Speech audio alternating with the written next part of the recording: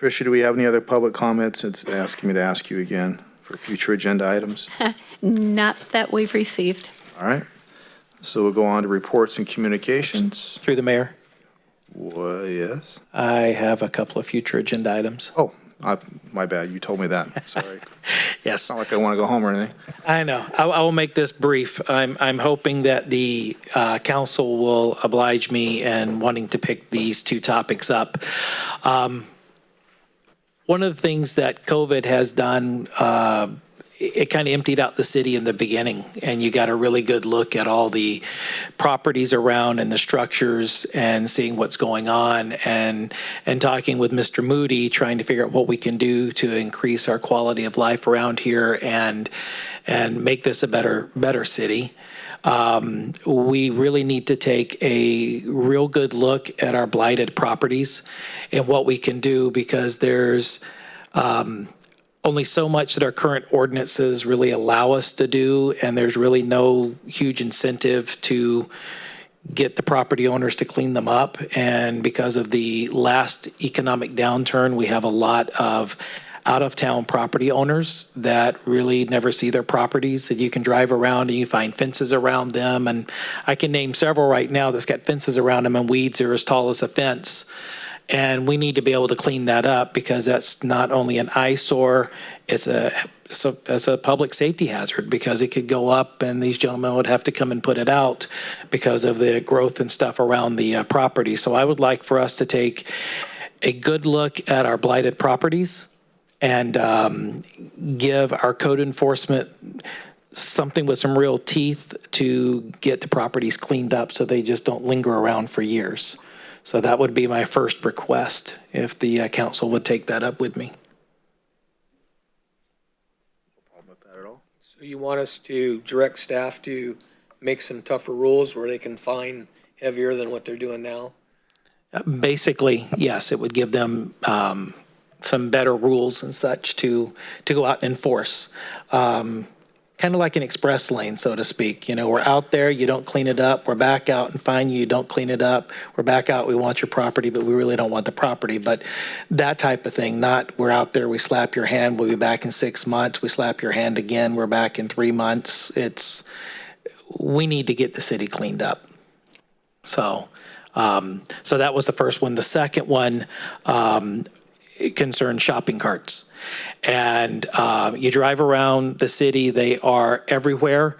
And I think that we as a city took the wrong approach a few years ago and, put the burden strictly on the businesses, and it really didn't deteriorate anything. Just around the corner from my office just a few days ago, someone had come from, I believe it was Target, and pushed everything to the bus stop, left it there, got on the bus, and the shopping cart was still there. And I can drive around the city and find blue shopping carts, red shopping carts, silver shopping carts, and it puts a huge burden on our employees here at the city that have to go out and collect those. Then we have to contact, and it's broken is basically where I'm getting. I would like for us to take the opposite approach. I think the shopping cart problem needs to be borne by not only the large retailers, but it also needs to be borne by the general public. And I think the simplest way to do that is looking at an ordinance that just simply prohibits shopping carts from being off the premise of the business. So if you're in Bel Air Shopping Center, okay, you've got your shopping cart there, but you can't take your groceries home. And I heard the argument a couple of years ago that someone might want to push the cart home with the groceries, but then they're not going to bring it back and then go all the way back home. The shopping cart ends up getting left somewhere. So I would like for us to take a look at doing a revision to the old ordinance to where it really puts that equal burden on the public as well, not just on our businesses. And because the taxpayers have a responsibility not to take property that's not theirs. All right. I'd like to comment on that, Dave. I believe in that ordinance, we made it, they call and we call, there's a guy that picks everything up for them. So all they have to do is call in and the guy goes out and picks the things up. Is that not working now, Ben? Is that program still working? Because I thought that's how we made that ordinance. That leaves city staff, like I said, it leaves city staff from not having to do it. So the most recent ordinance update a few years back, Shannon's on the line and more familiar with this than I am.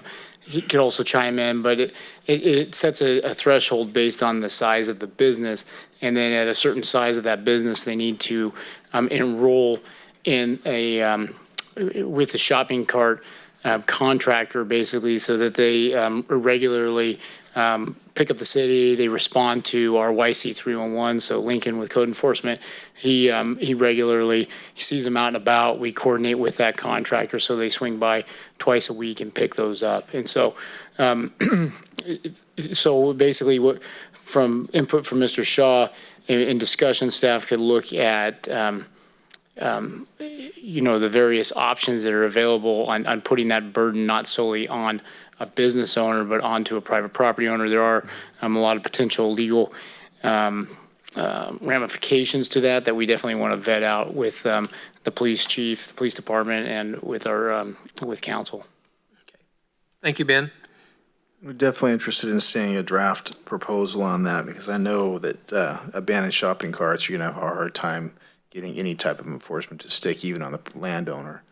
But it'd be interesting to see how we come up with something. That's for sure. But someone's pushing it down, and you have to define how far away they have to be before it's considered theft or misappropriation, or however you want to label it. It can even be criminal versus just an ordinance if they're in possession of it. So it's all about being able to articulate that. So it's a slippery slope. It's complicated for a shopping cart.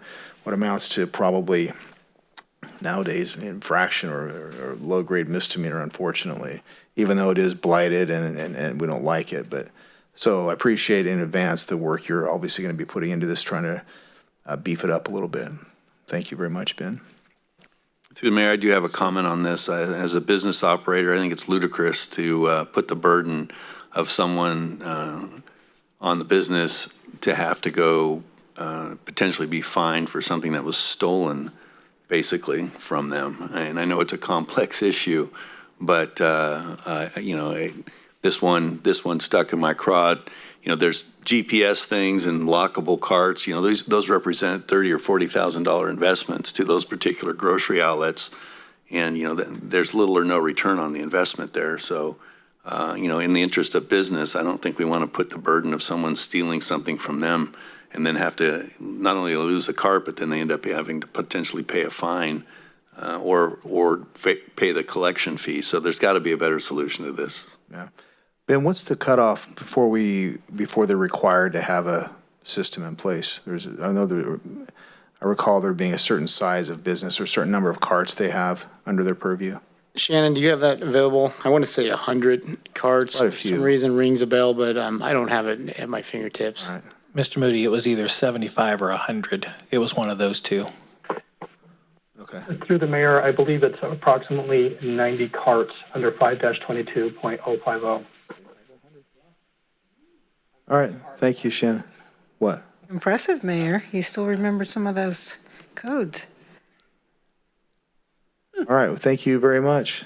Well, let me Trying to just, see how, because it was just a question, because I concur that if someone's a victim of a crime, you shouldn't end up fining them. Right. But then at the time, if it's a problem, it's a problem ahead of time, you have some responsibility to try to prevent it. Some of these, one example comes to my mind is they're ugly, in my opinion, but Ross, they have it nailed, man. You go in there and you can't get a cart out of there if you tried. Anyway, there's certain things that are less expensive, but I think in the interest of being fair and holding people accountable and keeping the city looking good, let's explore it and see what we can do.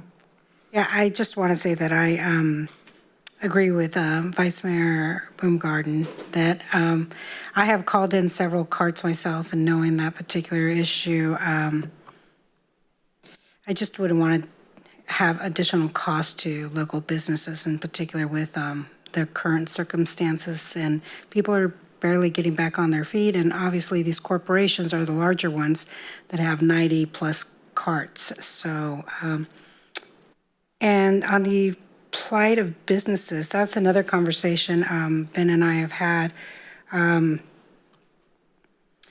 We can explore it again, if it's a landlord or if it's a company that owns multiple houses. Again, are we, I think the beautification of a city is really important, and the quality increases for sure. I just don't want to be the city with all these laws of additional costs to owners and homeowners and people that are trying to survive. So those are my comments. All right. Thank you very much.